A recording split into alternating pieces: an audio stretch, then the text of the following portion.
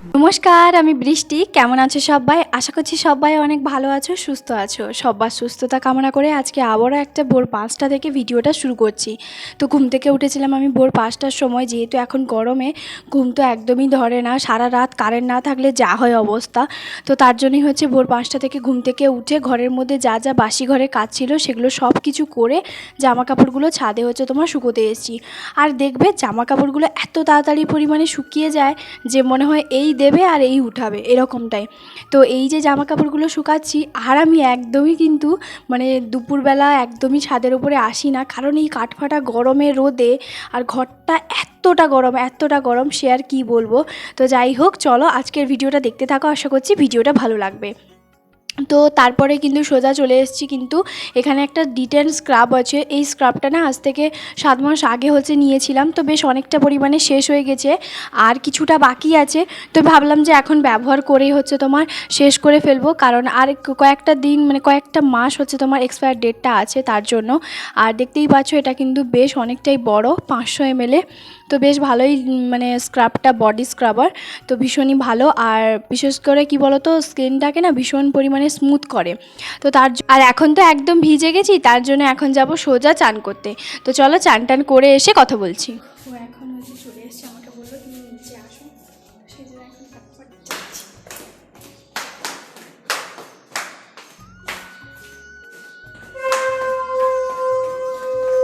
ও আমাকে যেহেতু হচ্ছে ফোন করলো যে একটুখানি নিচে আসো না, যেহেতু 2-3টে ব্যাগ আছে তার জন্য একটুখানি এগুলো নিয়ে যাবে। তো আমি বললাম ঠিক আছে। তো আমি একটা ব্যাগ নিয়ে এসেছি, আর ও দেখতেই পাচ্ছ যে 2টো ব্যাগ কিন্তু হাতে করে নিয়ে আসছে, কারণ যেহেতু 1তলা থেকে 3তলা পর্যন্ত আসতে তো ওকে আবার 2বার যেতে হবে। তো তার জন্যই হচ্ছে আমি ওকে বলেছিলাম যে যখন আসবে তখন আমাকে কল করবে, আমি নিচে গিয়ে নিয়ে চলে আসবো। তো দেখতেই পাচ্ছ এখানে কিন্তু কলা আছে, তারপরে হচ্ছে তোমার পেঁয়াজ, আলু, পেঁয়াজ, গাজর, তারপরে অনেক ধরনের মশলা, তারপরে হচ্ছে তোমার মানে অনেক কিছু। আর আজকে হবে কি বলো তো, ভেজ বিরিয়ানি। তো তার জন্যই হচ্ছে সব কিছু নিয়ে চলে এসেছি। এখন হচ্ছে টক দই, আর টক দইটা হচ্ছে তোমার এখন নিচে ফ্রিজে রাখতে যাব, যেহেতু আমাদের ফ্রিজ নেই। আর যখন খাওয়া দাওয়া হবে তখন তো টক দইটা বলতে পারো জল হয়ে যাবে, তার জন্য হচ্ছে নিচে ভাবিদের রুমে টক দইটা রাখতে যাব। আর এখানে দেখতেই পাচ্ছ সব কিছু সবজি আছে, যেগুলো কিন্তু দুজন মিলে হচ্ছে রান্নাটা করব। আর ও আমাকে কিন্তু অনেকটা কাজে হেল্প করে বলেই আগের ব্লগে না একজন আমাকে কমেন্ট করে বেশ লিখেছে, সেটা আমি বলবো। পুরো ভিডিওটা দেখো, অবশ্যই তোমাদের সঙ্গে শেয়ার করব। তো এখানে আছে শসা, উচ্ছে, আর এই গরমে না শসা খেতে ভীষণ ভালো লাগে, তাই না? আর এই মগটার অবস্থা দেখো, এই যে ঝড় হয়েছিল মানে কালকে বাতাসে, তো সেই বাতাসে হচ্ছে তোমার এইভাবে পড়ে গেছে এতটা পরিমাণে। ওই এমনি মানে কোনো বৃষ্টি হয়নি, এমনি যে বাতাস হয় না ওই সকালবেলার দিকে, ওই রকম বাতাসে হচ্ছে তোমার ভেঙে গেছে। তো যাই হোক, এখানে হচ্ছে আমি চারপাশে চলে এসেছি হচ্ছে পনিরটাকে কাটতে, কারণ হচ্ছে যেহেতু গরমে না পনিরটা যদি আমি তাড়াতাড়ি কেটে না ভেজে নিতে পারি তাহলে কিন্তু পনিরটা নষ্ট হয়ে যাবে। আর আমার তো এখানে ফ্রিজ নেই, তার জন্যই আমাকে মানে কোনো কিছু জিনিস কি বলতো অল্প অল্প করে নিয়ে আসা হয়, আর সেটা তাড়াতাড়ির মধ্যে হচ্ছে রান্না করা বা এরকম আমাকে করে ফেলতে হয়। জিনিসটা তো নষ্ট হয়ে যাবে, টাকা দিয়ে তো কেনা, বুঝতেই পারছো। তো যাই হোক, এখানে কিন্তু পনিরটাকে কিন্তু ভালো করে পিস পিস করে কেটে নিচ্ছি। আর পনিরটা আমার কিন্তু বিশেষ করে ভীষণ প্রিয়, আমি মাছের থেকে পনির বিশেষ করে বেশি পছন্দ করি। তো যাই হোক, ও তো ওখানে মানে সব কিছু সবজি ওইগুলো কিন্তু কাটছে। আর খাওয়া দাওয়া বলতে পারো আমাদের মুড়ি খেয়েছি, কারণ কালকে রাতে হচ্ছে তোমার তরকারিটা যে ছিল সেইটা দিয়ে আমরা দুজন মিলে কিন্তু মুড়ি খেয়ে নিয়েছি। আর এখানে দেখতেই পাচ্ছ চালটাকে ভালো করে ধুয়ে নিলাম। আর প্রেশার কুকারে হচ্ছে ভাবছো যে কন্টেনারে মানে প্রেশার কুকারে কেটলিতে কেন ধুচ্ছি, কারণ হচ্ছে আমার তো এখানে সেরকম কোনো জিনিস নেই, তাই অল্পর মধ্যে কি বলো তো, ও ওখানে অনেকগুলো সবজি থালা এগুলো হচ্ছে তোমার কেটে রাখছে। তো তার জন্যই ভাবলাম যে এই মানে প্রেশার কুকারে এই যে কেটলিটা ওটা দিয়েই হচ্ছে তোমার ভালো করে মানে চালটাকে ধুয়ে নিই। তো ওদিকে যতক্ষণ ভাতটা হতে থাকবে ততক্ষণ এদিকে দেখছি যে ও না সাইডে হচ্ছে দেখো গোপাল ভাঁড় হচ্ছে তোমার চালিয়ে দিয়েছে। আমার দুজন না কোনো সময় হচ্ছে তোমার যখন একা একা বসি বা হচ্ছে খেতে বসি, আমরা কিন্তু এইভাবে সাইডে গোপাল ভাঁড়ে একটা ফোনে চালিয়ে দিই, আর দুজন মিলে এইভাবে দেখতে থাকি। খাওয়ার সময় বলো বা এমনি সময় ভীষণ ভালো লাগে গোপাল ভাঁড়। তোমাদের কার কার ভালো লাগে জানিও, আমার তো ভীষণ ভালো লাগে। তো তার জন্য হচ্ছে এইদিকে দেখো একদিকে রান্না করছি আর একদিকে হচ্ছে তোমার একটুখানি আসছিলাম ওই ওর সঙ্গে একটু হাতে হাত লাগিয়ে দিতে। তো ওর কিন্তু চান করা হয়ে গেছে, ওদিকে ভাতটাও হচ্ছে আমার হয়ে গেছে। তারপরে না ভাবি ওরা গেছিলো এখানে একটা মন্দিরে প্রসাদ মানে পুজো দিতে, তো সেখান থেকে প্রসাদ দিয়েছে, তো তার জন্যই ভাবলাম ওকে হচ্ছে তোমার লাড্ডুটা দিয়ে দিই প্রথমে, আর ওকে বাদবাকি সব ফলগুলো দিয়ে দেবো। আমি শুধুমাত্র একটা শশা খাবো আর এই লাড্ডুটা খাবো, কারণ আমি এই ফল আর এগুলো খাবো না, কারণ এরকম কাটা ফল না আমার খুব একটা ভালো লাগে না। শশা আর মানে ওই নারকেল এইগুলো ছাড়া আমি সেরকম আর খাই না। তো যাই হোক ওকে তারপরে দিয়ে দিয়েছিলাম, খাইয়ে দিয়েছিলাম, যেহেতু ও যে সবজি কাটছিল তার জন্য। তো আগের ব্লগে একজন কমেন্ট করে আমাকে বলেছে যে হচ্ছে করেছে যে নিজে খাচ্ছ দাচ্ছ ঘুমাচ্ছ আর বর হচ্ছে তোমার ডিউটি করে এসে রান্না করছে আর তুমি খাচ্ছ, তুমি কেমন মেয়ে। তো সত্যি কথা বলতে আমি যেমনই মেয়ে হই না কেন, আমার হাজব্যান্ড কিন্তু প্রতিদিন যে আমাকে রান্না করে খাওয়ায় তা কিন্তু নয়, মাঝে মধ্যে হচ্ছে তোমার ও ভালোবেসেই হচ্ছে রান্নাটা করে, আর আমার সেটাই বেশি ভালো লাগে। আর ওকে আমি কখনোই জোর করে বলি না যে তুমি আমার জন্য রান্না করে খাওয়াও, ঠিক আছে? এটা সম্পূর্ণ যে যার স্বামী স্ত্রীর ব্যক্তিগত ব্যাপার, যে কে কাকে কখন রান্না করে খাওয়াবে। ও নিশ্চয়ই বোঝে বলে যে একটা স্ত্রী সবসময় প্রতিদিন আমার জন্য রান্না করছে, আর আমি না হলে তাকে একদিন রান্না করে ভালোবেসে খাওয়াচ্ছি, তাতে অসুবিধাটা কোথায় আমি তো সেটাই বুঝে উঠতে পারছি না। আসলে কি বলতো, যে মেয়েটা কমেন্ট করেছে না, মনে হয় তার হাজব্যান্ড তাকে কোনোদিনও রান্নাবান্না করে তো খাওয়ায়নি, তাই জন্য অন্যকে দেখলে কিন্তু হিংসে হয়। এরকম মানুষ কিন্তু আমাদের আশেপাশে অনেক আছে। তো যাই হোক, তাতে আমার কিছুই যায় আসে না। তো আমার হাজব্যান্ড কিন্তু সব সময়ের জন্য আমাকে অনেকটা কাজে হেল্প করে, তার জন্যই হয়তো ওনার হয়তো ভীষণ পরিমাণে হিংসে হচ্ছে। তো যদিও বা আমার তাতে কিছুই যায় আসে না, যে যার মতন তো মন্তব্য করবেই, তার মনে হয়েছে সে করেছে। তো যাই হোক, তোমার এই মন্তব্যটা করার জন্য অসংখ্য ধন্যবাদ। তো কি আর বলবো। তো তারপরেই হচ্ছে কড়াইতে এই যে তেল দিয়ে পরিমাণ মতন, তেলটা তো চটজলদির মধ্যে গরম হয়ে যায় আর এই গরমের জন্য। তো তারপরেই কিন্তু এদিকে আমি এক সাইডে না সয়াবিনটাও বসিয়ে দিয়েছিলাম, সয়াবিনটাও ওদিকে আমার কিন্তু মানে সেদ্ধ করা হয়ে গেছে। আর তারপরে হচ্ছে কড়াইয়ের মধ্যে হচ্ছে তোমার তেল দিয়ে আলুটাকে প্রথমে ভেজে নেব। তো যাই হোক, এরপরে কিন্তু ও ওদিকে সবজিগুলো কাটছে বলে আমাকে প্রথমে আমি বলছিলাম যে আমাকে দাও, আমি সবজিগুলো কাটছি। তখন আমাকে বলে আমি সবজিগুলো কাটছি আর তুমি ততক্ষণে সব সবজিগুলো ভেজে নাও, তাতে অনেকটা তাড়াতাড়ি হয়ে যাবে, কারণ এই গরমের মধ্যে সত্যি রান্না করাটাও ভীষণ পরিমাণে চাপের ব্যাপার। কারণ যতটা পরিমাণে বাইরেও রোদ, গরমে কিন্তু রান্না করাটাও কিন্তু ভীষণ পরিমাণে অসুবিধাজনক। তো যারা করে তারা অবশ্যই জানে। তো যাই হোক, তারপরেই দেখতে পাচ্ছ ওর কিন্তু মানে সবজি যে বিরিয়ানির জন্য বানানো হবে, আর ওর ওদিকে কিন্তু দেখতেই পাচ্ছ মানে সবজি যে বিরিয়ানি বানানোর জন্য সব কিছু সবজি কাটা হয়ে গেছে, এরপরে রায়তার জন্য কেটে হচ্ছে তোমার রেখে দিচ্ছে।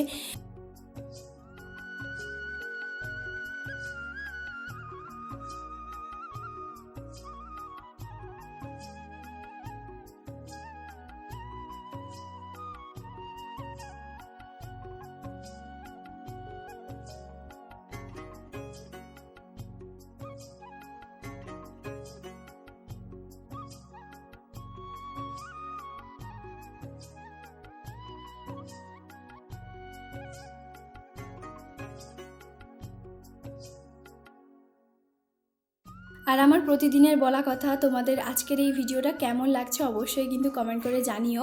যদি আমার চ্যানেলে নতুন হয়ে থাকো তাহলে অবশ্যই চ্যানেলটাকে সাবস্ক্রাইব করতে পারো। তো তারপরে কিন্তু আমার রান্নাবান্না প্রায় সমস্ত হয়ে গেছে, মানে টুকটাক যে জিনিসগুলো আমার ওইগুলো রান্নাটা কষানো ওইটাই শুধু বাকি আছে।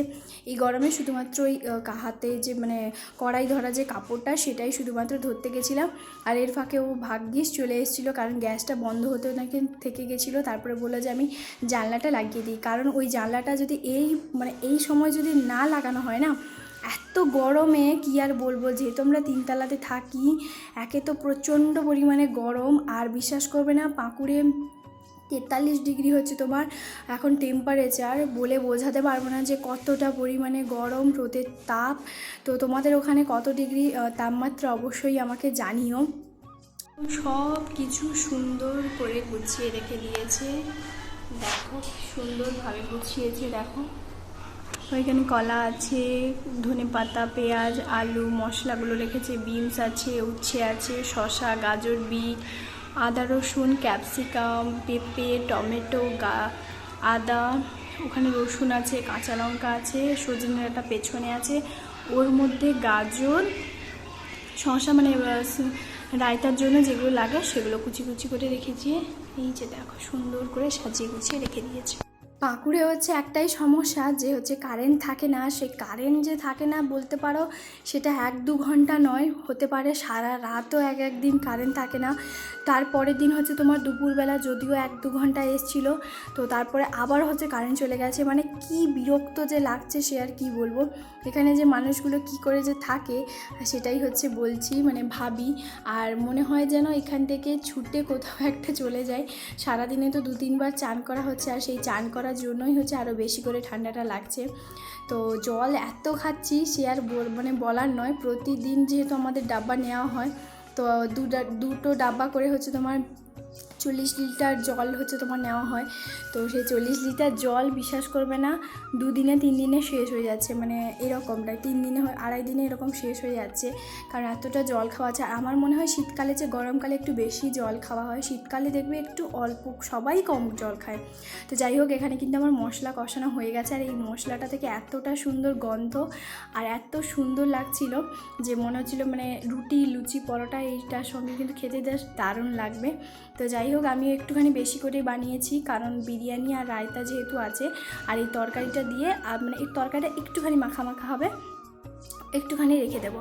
তো তারপরেই দেখতে পাচ্ছ এদিকে কিন্তু আমার রান্না কমপ্লিট। এরপরে কিন্তু ও রায়তার জন্য নিচ থেকে আমি দইটা হচ্ছে নিয়ে চলে এসেছি, আর ও কিন্তু দইটা ভালো করে ফেটিয়ে নিচ্ছে। তো এর মধ্যে যা যা মশলা, যেমন হচ্ছে হলুদ গুঁড়োটা আমি দিই না, তো লঙ্কার গুঁড়ো, অল্প বিট নুন, তারপরে হচ্ছে নুন, তারপরে হচ্ছে তোমার চাট মশলা, চিকেন কারি মশলা, মাটন কারি মশলা, মানে যা যা আমার কাছে মশলা থাকে সেই মশলাগুলো দিয়ে দিই। তো এরপরে দেখতেই পাচ্ছ ওই কন্টেনারের মধ্যে এত সুন্দর করে হচ্ছে তোমার মানে ওই পেঁয়াজ, গাজর, তারপরে টমেটো সব কিছু এত সুন্দর করে কুচি কুচি করে কেটেছে, এত ভালো লাগছিল যে কি আর বলবো। তো দেখতেই পাচ্ছ এখানে কিন্তু রায়তা অলরেডি হচ্ছে বানানো কমপ্লিট। তো এরপরেই হচ্ছে ও মানে বাসনগুলো কয়েকটা যে ছিল সেগুলো ধুয়ে নিচ্ছে, তারপরেই হচ্ছে আমাদের খেতে যাওয়া হবে। আর এরপরে হচ্ছে আমাকে বলছে যে আমি জামা কাপড়গুলো তুলে নিয়ে আসছি, দাঁড়াও, আমার একটা নিনজা টেকনিকটা হচ্ছে এই যে মাথার মধ্যে টুপি নিয়ে নিয়েছে, আর একটা মানে পুরো গায়ে হচ্ছে তোমার গামছাটা নিয়ে নিয়েছে। তো এই গরমের মধ্যে আমাকে বলছে তুমি যাও না, তুমি একদম ব্ল্যাক হয়ে যাবে। তো ভীষণ মজা হচ্ছিলো আর এত হাসি পাচ্ছিলো। এইগুলো দেখে আবার কমেন্ট করতে যাও না যে বরের এই গরমের মধ্যে রোদে হচ্ছে তোমার বরকে দিয়ে জামা কাপড় তোলাচ্ছি। হ্যাঁ তোলাচ্ছি, আমার বর আমি বেশ করবো, জামা কাপড় তোলাবো, রান্না করাবো, সব কাজ করাবো, তাতে তোমার অসুবিধাটা কোথায়। তো যাই হোক, ও কিন্তু জামা কাপড়গুলো যে তুলে দিল সত্যি মানে ভালো হলো অনেকটাই।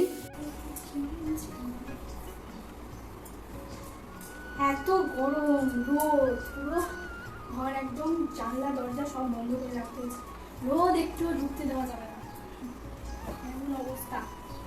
তবুও ইনিবাবু আজকে ছিলেন বলে একটুখানি আমাকে হেল্প করলো, একটু অনেক হেল্প করেছে, অনেক।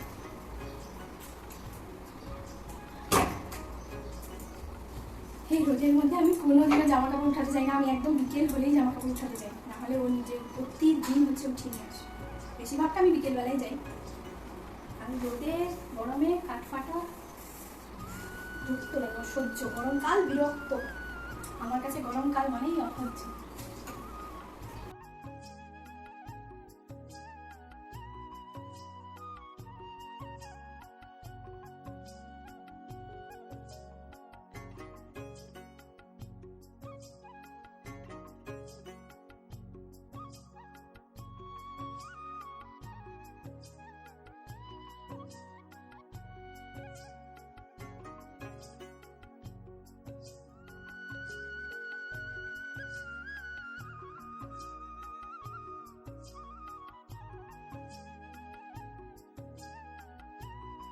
নিজে যতই রান্না করি না কেন, যখন খেতে বসি না তখন ও যখন হচ্ছে এই যে স্পেশাল কোনো কিছু রান্না হলে, কারণ প্রতিদিন তো স্বাভাবিক মধ্যবিত্ত বাড়িতে কোনো দিনই হচ্ছে ভালো মন্দ রান্না হয় না, মাঝে মধ্যে যখন কোনো কিছু স্পেশাল রান্না হয় তখন কিন্তু ও যেভাবে হচ্ছে তোমার এইভাবে মানে খাবারটা বেড়ে দেয়, ভীষণ ভালো লাগে। তখন মনে হয় যে সারাদিন যে এত রান্না করে পরিশ্রম করলাম তার একটা হলেও শান্তি আছে। তো যাই হোক, এদিকে দেখতেই পাচ্ছ বিরিয়ানিটা কতটা পরিমাণে ঝরঝরে হয়েছে, খেতেও জাস্ট অসাম হয়েছিল, জাস্ট দারুণ। তোমাদের কার কার ভালো লাগে অবশ্যই জানিও। তো ভেজ বিরিয়ানি সেই যে একবার বানিয়েছিলাম সেই থেকে যে ওর কী পরিমাণে যে পছন্দ হয়েছিল সে আর কি বল। এখন কিন্তু বিকেল 4:30 বাজে আর আমরা একটুখানি ঘুমিয়েছিলাম, ঘুম তো ধরেনি কারণ কারেন্ট ছিল না, গরমের মধ্যে ঘুম তো একদমই ধরেনি। তো যাই হোক বিকেলবেলা এই যে এখন কিন্তু তরমুজটাও সকালবেলায় নিয়ে এসেছিলো, আমি নিচে হচ্ছে রুমে ভাবিদের ঘরে হচ্ছে তোমার ফ্রিজে রেখে দিয়ে এসেছিলাম। তো এখন ঠান্ডাটা নিয়ে এসছে তার জন্য পুরো গায়ে হচ্ছে নিচ্ছে, কারণ এখানে যে কী পরিমাণ গরম সে আর কি বলবো। মানে 43 ডিগ্রি তো রাতে দুপুরে এগুলো তো হয়েই যায়, না হলে তো সবসময় 41 ডিগ্রি থাকে, কারণ ফোনে তো বারবার হচ্ছে তোমার আসছে দেখছি। তো যাই হোক এখন কিন্তু তরমুজ কাটা হবে, আর তরমুজটা সত্যি জাস্ট দারুণ, কিন্তু বেশ মিষ্টি। আর সত্যি বলতে তরমুজ যখন লাল যদি না হয় না, সেই আর যে সবার যে মুখটা কেমন হয়। আর তরমুজ বলতে পারো এই গরমে কিন্তু বেস্ট একটা জিনিস, ভীষণ পরিমাণে ভালো লাগে, জলের কাজ করে অবশ্যই। তো এখন হচ্ছে বেশ কেটে আমরা কিন্তু নিচে ভাবিদেরকেও কিছুটা দিয়ে এসেছিলাম, আর কিছুটা আছে ওর ওই দিলীপ ভাইয়া হচ্ছে তোমার নিয়ে যাবে, তো ওদেরকে হচ্ছে তোমার একটা হাফ একটা দিয়ে দিয়েছি আর আমরা একটা হাফ নিয়েছি। তো এরপরে হচ্ছে বিট নুন ওপর থেকে ছড়িয়ে দিয়েছি আর দুজন মিলে এই যে খাচ্ছি। আর তারপরেই কিন্তু খাওয়া দাওয়া করার পরে ওর কিন্তু এই যে বন্ধু একটা চলে এসছে, এ হচ্ছে সঞ্জয় ভাইয়া। তো হচ্ছে ভেজিটেরিয়ান, মানে ও হচ্ছে আজকে বিরিয়ানিটা খেয়েছে, বলছিল জাস্ট দারুণ, তো ভীষণ ভালো বলছিল। তো তার জন্য বেশ খুশিও হলাম যে হ্যাঁ রান্নাটা ভালো হয়েছে। দেখবে রান্নাটা যদি ভালো হয় না, যদি সবার বেচারা এখন আর নিচে গেল না, কারণ এই 3তলা সিঁড়ি বেয়ে আবার নিচে যাবে, উপরে আসবে, তো তার জন্যই হচ্ছে এই যে এইভাবে দড়ি দিয়েই হচ্ছে তোমার তরমুজটা ওদেরকে পাঠিয়ে দিলাম। আর আজকের ব্লগটা শেষ